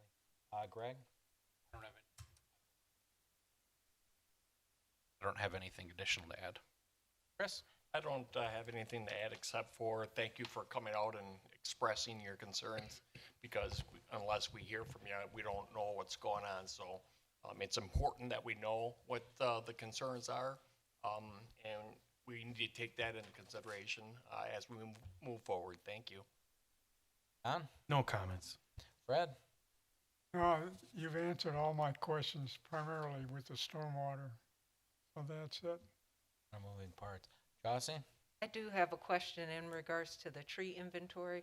So the trees that are considered to be removed, are they going to be replaced? We don't have a replacement planned. What we have is a plan to retain as many as we can, and that 50-foot buffer zone is what we plan to do. There will be some replaces. People build their homes, they'll plan, what they feel they need. Okay, thank you. Okay. Boy, we extensively kind of went through this, and I think Ashley just said it best. She just summed it up really nicely, so I won't go on about it. But there is some work to do down there, obviously, as we grow. This is really the first time we've done this tree preservation thing that I remember. Something newer we've put in because we've had people come in and just literally clear cut. It's their land, and they take it all down. So this is pretty unique and new, and I know it may not satisfy all, but I do think it's a step in the right direction. And interestingly enough, just statistically speaking, Oak Creek's canopy citywide is at 30 to 40% of the city land. It's covered by canopy. It's a lot. We kind of get accused of cutting everything down and developing it. We're actually adding green space. Whether here or down at the lake, doesn't seem like it, but we have a large tree inventory and full-time forester, actually, forestry department that goes around and help maintains that. So you bring up some great points about how trees do help the environment and collect that water, and we are conscious of it. Even though we're developing, we're going green at the same time. So I want to thank you all for your comments. So if you didn't get my card, let me know, and if you want to stick around, we can talk a little more afterwards for sure. But You will be getting notices on this as it moves forward. You're within 300 feet, as you obviously have tonight. So stay in contact, and if you have any questions, don't be afraid to reach out to our city engineers or John himself. So he's been Sure. a pretty good partner all in all so far. So that's Why it. quit now? Yeah. Any last words, John? No, I just want to thank everybody for their time. Carrie, I know worked hard on this, and I know it's not easy, Carrie, so thank you for your patience. And I want to thank everybody for their comments and look forward to being a good neighbor. Okay. I stole that. Is there any further discussion, questions? No. Motion then on 8B. Oldani moves that the Plan Commission approves the preliminary subdivision plat for Edgemont Estates submitted by John Curry, Switchback Enterprises for the property at 10670 South Nicholson Road with the following conditions. 1, that all relevant code requirements remain in effect.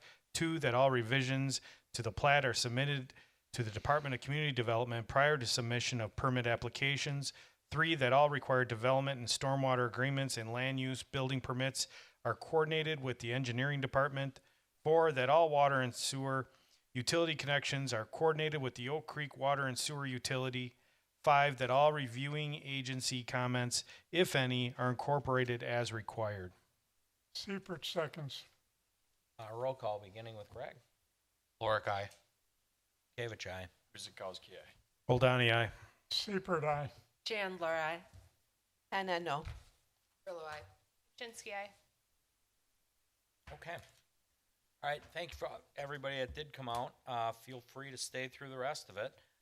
Item C is is consideration of zoning text amendments. Review the proposed amendments to section 17.1013. Its definitions and tables in 17.0304 sub C, non-residential district permitted and conditional uses for tattoo studios in a B2 community business district and medical diagnosis facility laboratories in the B4 general business district.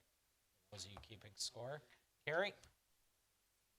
Thank you, Mr. Mayor. There are 2 text amendments that are before the Plan Commission tonight, and that is based on a couple of requests that we've received, and one of them is actually a correction. So the tattoo studios in the B2 Community Business District was actually something that was allowed through a text amendment in 2017. They were considered conditional uses. Must have missed it during the code update, so this is a correction. Staff have no concerns for it. There is already an existing conditional use permit for his tattoo studio in Marketplace. We've received no complaints from it. The second is regarding kind of clarifying what is the difference between a medical diagnostic facility and a laboratory as we currently have it in code. Laboratories are kind of identified as more of a larger scale business, and we didn't really have anything that was kind of getting at your, basically like the LabCorp or LabCorp kind of diagnostic facilities. And this is directly related to one of the agenda items on tonight's review, and that is for 140 East Rawson, where LabCorp is. So, understanding that there is we had looked at this property as being potential for a rezone. We went through the the comprehensive plan amendment last year to go over the change to that, and recognizing that we were going to be getting a rezone on top of that forthcoming. We took a look at how do we differentiate between those large-scale labs that we would really kind of keep in the LM1 or M1 districts versus these small-scale facilities. So what we have presented for Plan Commission consideration is the following definition of a medical diagnostic facility / laboratory. A facility that provides diagnostic services or tests to a patient in order to obtain information to aid in the assessment of a medical condition, the identification of a disease, or to determine the nature and severity of an injury. Services or tests may include, but not be limited to, x-rays, blood tests, urine tests, radiographs, clinical examinations, biopsies, and similar. This excludes laboratories for experimental or animal research, pharmaceutical manufacturing, or similar uses. So this, again, is getting at those small-scale facilities that would be not incompatible with other uses that we see allowed in the B4 General Business District. They would be allowed as permitted in B4 and B6 as presented, and as conditional use permits in the B2 district. So that is what staff is recommending, and that is what is reflected in the suggested motion for consideration. Mr. Mayor. Thank you, Carrie. Anybody like to comment on the text amendment out in the audience, or shall we go right to commission? Walker. Okay. Christine, questions? I have no questions. Dawn? Nothing for me. Ashley? No comments, thank you. Greg? No concerns. Chris? Same, no concerns. Don? Fred? No questions. No questions. Chauncey? No questions, thank you. I have none either. Very straightforward. So we can go to motion on 8C. Seifert moves that the Plan Commission recommends to the Common Council that Table 17.0304 (C) and Section 17.1013 of Chapter 17 Zoning and Sign Ordinance of the Municipal Code be amended as proposed after a public hearing. Guzekowski will second. Roll call beginning with myself. Aye. Guzekowski. Oldani, aye. Seifert, aye. Chandler, aye. And I. Grillo, aye. Ibshinski, aye. Lorick, aye. Item 8D, review a request, Mostly Harmless Inc. for a conditional use permit for a tattoo studio on a portion of the existing multi-tenant building at 8632 South Marketplace. Carrie. Thank you, Mr. Mayor. So this is one of the reasons why we just did the text amendment that we reviewed. This is a proposal for a tattoo studio in the marketplace, in a section of the marketplace. As we just recommended for approval, tattoo studios, body piercing studios, and the like would be considered conditional uses should the text amendment move forward. On the screen right now is a concept floor plan for the proposed space for Mostly Harmless Inc., which would provide tattoo consultation, design application, and a small retail component. This would be basically a one-person operation with a little bit of help. So it's not a large operation. It's kind of similar to the existing tattoo studio, which is Old Forest Studio. That CUP was approved in 2017. Hours of operation are going to be essentially between 9 and 6 for both the appointments for the tattoo services as well as for the retail, although the retail may fluctuate just slightly based on availability of staff. Disposal of all of the, biohazard sharps and everything would be per health codes like we've seen in other places. No outdoor storage or display. And because this is in Marketplace, they have shared parking and trash facilities. So there's no concerns there, no additional need for any receptacles or parking identification. So as part of this, conditions and restrictions that we have proposed, you turn to Section 3. Basically saying that the uses allowed are those by the B2 district marketplace, conditions and restrictions as presented, and all applicable sections of the municipal code, including one tattoo, body piercing, or body art studio, no outdoor storage or display, hours of operation as stated, and then solid waste, waste recycling, and collection and removal of snow, as that's standard language. Parking per the PUD and code as required, lighting per code and the PUD as required, setbacks per the existing PUD, and the duration of the conditional use permit is recommended to be for 3 years, unless the Plan Commission otherwise determines. And with that, the suggested motion for consideration on the screen is for approval. Mr. Mayor. Thank you, Carrie. Chauncey, I want to start us off with questions. No Or questions, thank you. Applicant want to say anything? Waited such a long time. I'm sorry about that. My name is Julia Regali, 8632 South Marketplace, Oak Creek, and I will defer to any questions that the commission has for me. Fred? No questions. Don? No questions. Chris? No question. Greg? No concerns. I really like the marketplace, so this will be a welcome addition there. Ashley? No questions, thank you. Nothing for me. Here, no one, nothing for me. I agree with Greg. It's kind of a hidden gem in Oak Creek, and if you haven't been there, take some time and explore what's going on down there. Cool. Welcome addition. Wish you success. Thank you. Okay, motion on 8D. Guzekowski makes a motion that the Plan Commission recommends that the Common Council approve conditional use permit allowing the tattoo studio within portion of the existing multi-tenant building on the property of 8632 South Marketplace, subject to conditions and restrictions after a public hearing. Clark seconds. Roll call. Chris? Guzekowski, aye. Oldani, aye. Seifert, aye. Chandler, aye. Hannah, I. Grillo, aye. Shinsky, aye. Clark, aye. David, aye. Okay, item E, review a request for St. John Properties to rezone the property at 140 East Rawson from M1 Manufacturing to B4 General Business with no change to the existing conditional use permits. Carrie? So I think that the Plan Commission will recognize the multiple conversations that staff and the Plan Commission have had regarding the uses on this property. We have about 8 conditional uses here. And as we mentioned during the review of the comprehensive plan amendment, which changed this to commercial back at the end of last year, the market had changed since the original approval of the development in 2017. And it was kind of a question amongst the landowners and staff as to whether M1 made sense given the number of conditional use permit requests that were coming through. So with that in mind, after the comprehensive plan amendment, again, we were anticipating the rezone request to B4 general business. And that is exactly the request that's before the Plan Commission tonight.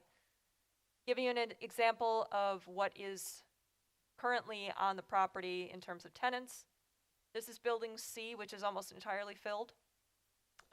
The conditional use permits are for Tender Touch, for We Rock the Spectrum, I believe, Dog Paddle Superior Ambulance. The ones that do not have a conditional use permit attached to the property are Mecca, Birkin Hair, which is a small scale kind of artisan candle maker, and Tech Transportation. And the reason that there aren't conditional use permits for those uses is because they are allowed in the M1 district. And then in building B, the AST Wisconsin Early Autism Project, that is part of a conditional use permit, as are Unlimited Athletics. And LabCorp is not right now. That's part of the reason that we presented the text amendment for the B4 district, is to allow this kind of laboratory or diagnostic facility to exist in a B4 district.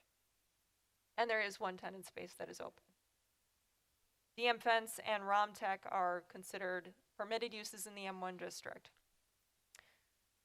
So with that consideration, there are, with those tenants being allowed in the M1 district, not necessarily in the B4 district, we have had conversations with the landowner as to how do we ensure that those tenants would be okay to remain there. The existing tenants, as of the rezone, would be allowed to continue to reside in that, or not reside, but allowed to maintain their lease space. And at such time that they vacate that space, that use cannot be reestablished. Only uses that would be allowed in the B4 district would be allowed to remain on the property once that space is vacated. So in other words, these uses will turn over the existing, we're not going to make the existing leases terminate upon rezone. Grandfather.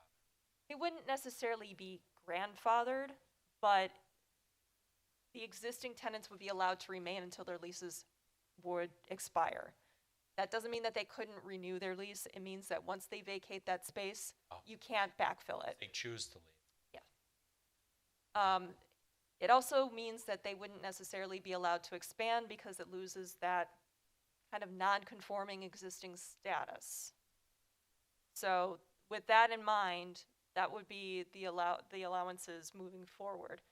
Staff is okay with it. We've talked with the landowners about this.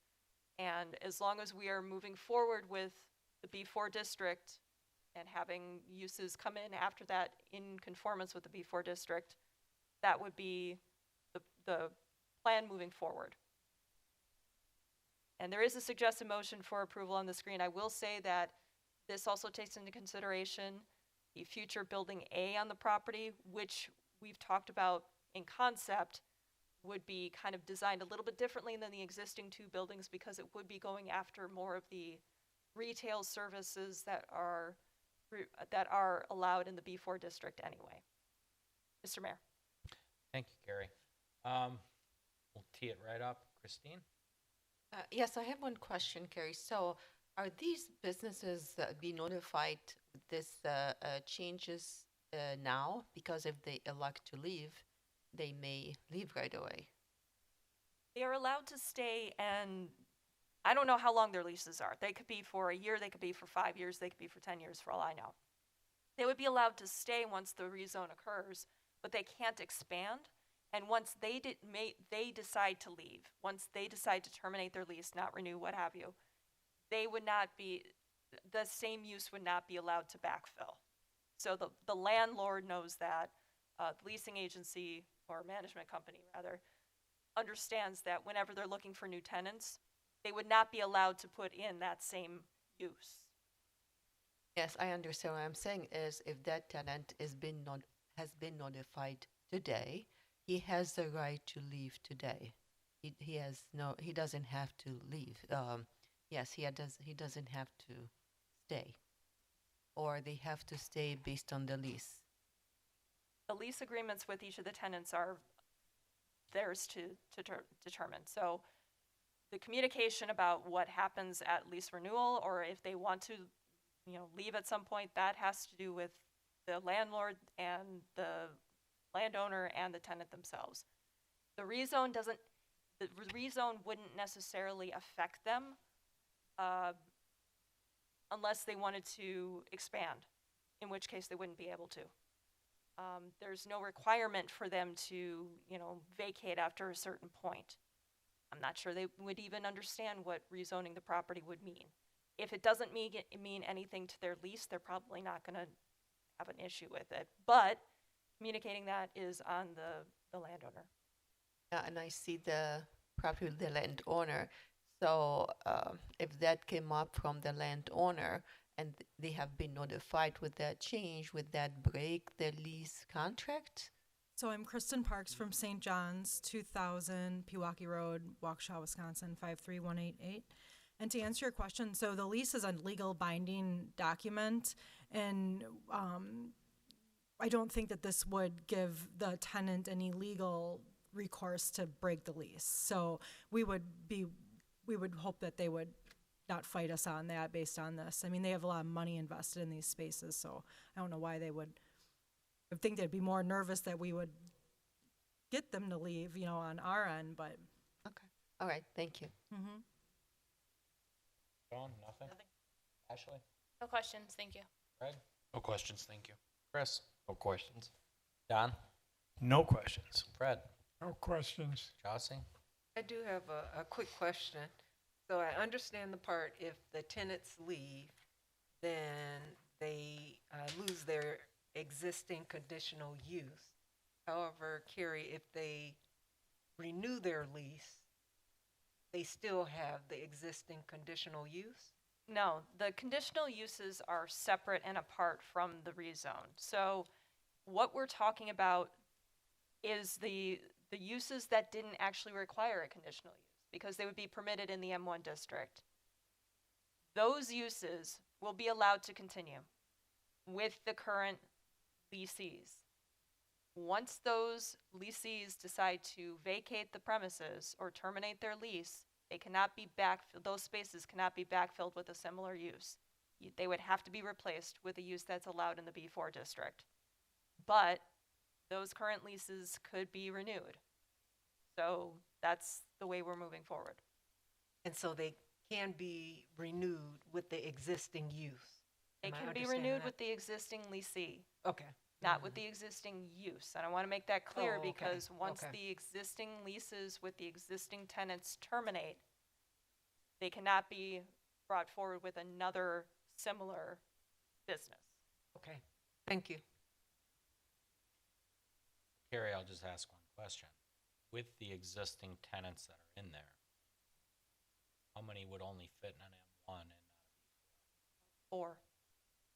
Just 4? about. About 4. And they're well aware. This makes it much cleaner as when these were built, it was anticipated it would be M1 and different things came in, dog paddle place, and we just kept chopping it up and doing conditional uses. And staff decided this was the right way to go. I think they're correct. There's no further questions, discussions. You got anything to say? You sat through everything, and then I didn't even give you a chance to come up here. I might buy you guys dinner before she makes the agenda so I can get on first. Probably be a little bit. No, I'm just kidding. So, okay, motion, please. Oldani moves that the Plan Commission recommends to the Common Council that the property at 140 East Rawson Avenue be rezoned from M1 manufacturing to B4 general business. No change to approved conditional use permits after a public hearing.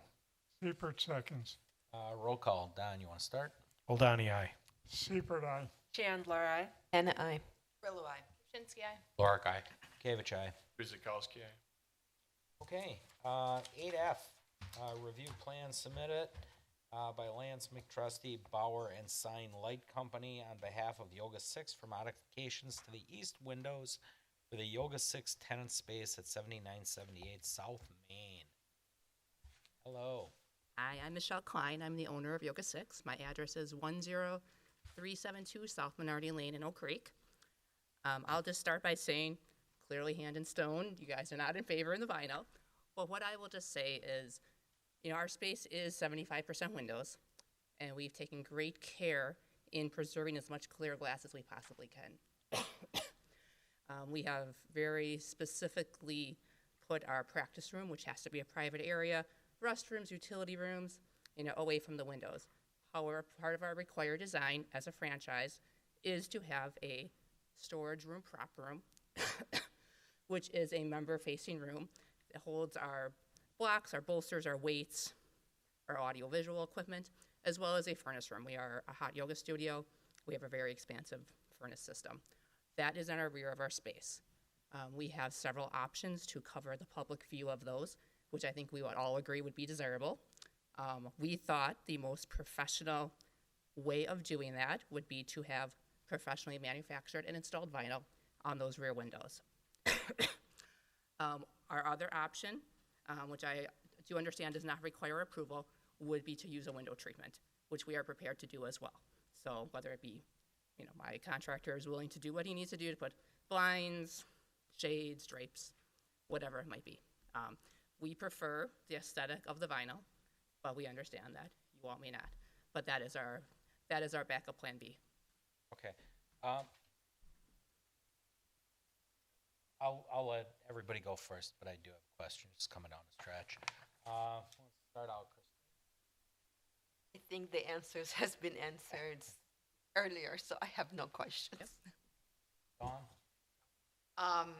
Yeah, like I had brought it up in the first one, and we are having Yoga 6 at the Farmers Market. So we welcome you to the Drexel Square. But that same thing. It's a pretty expansive space on that back. Ashley? No comments, thank you. Craig? You were obviously here for the first one, the massage parlor. Oh, yes. I mean, these spaces weren't really designed to build things right up against the windows, having to cover them then. So I'm definitely not in favor of the vinyl, just like the massage parlor. I would hope that if you go some type of drapery route, that it's kept up. Because as was stated, the dentist office went with blinds and they're kind of just falling apart, and it really makes it not look attractive when somebody's trying to walk down what's supposed to be the nice main street here.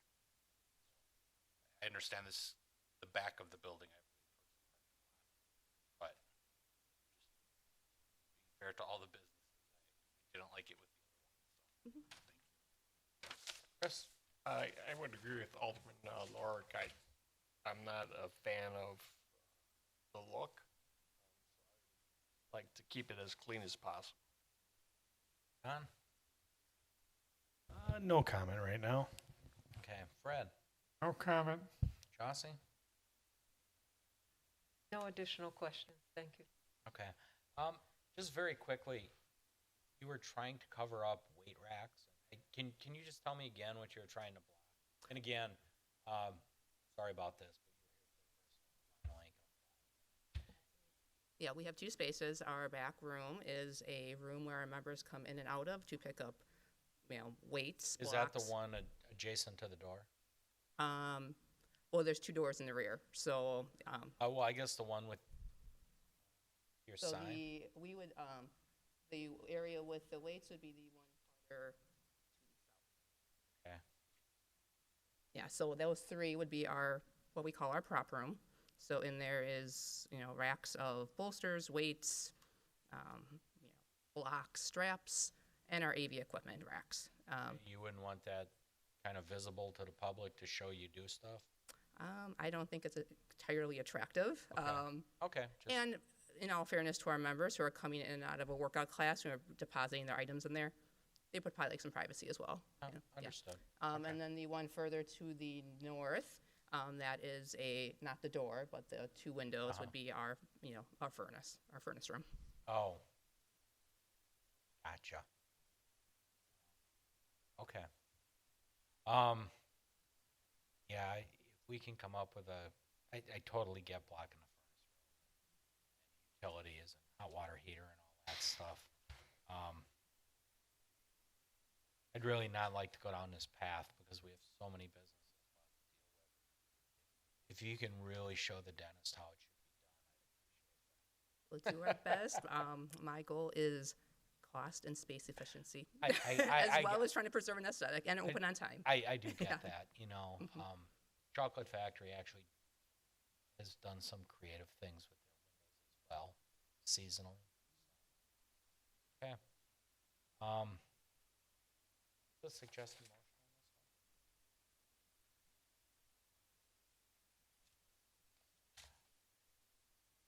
one? Okay, make it the way it is and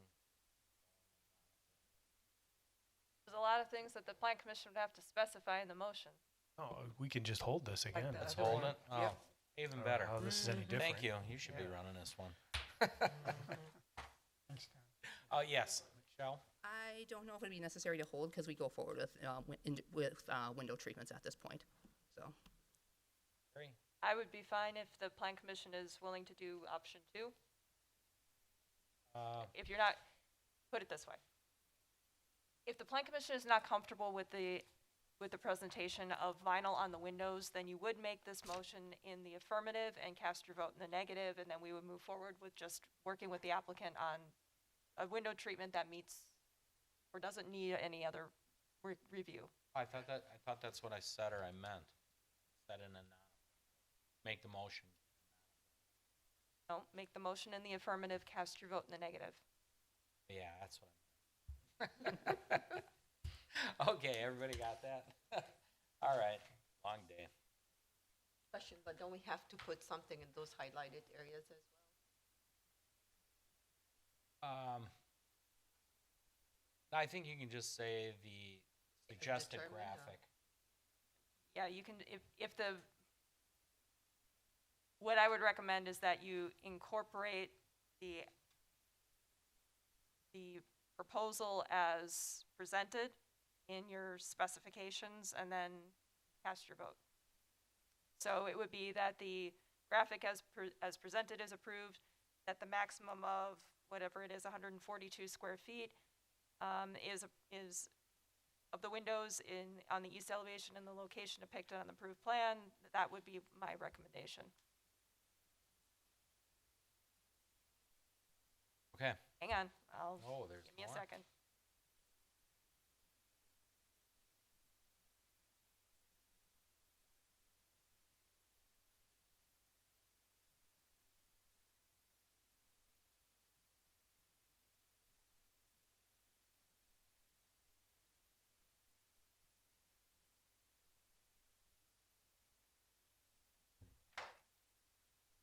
Much nice.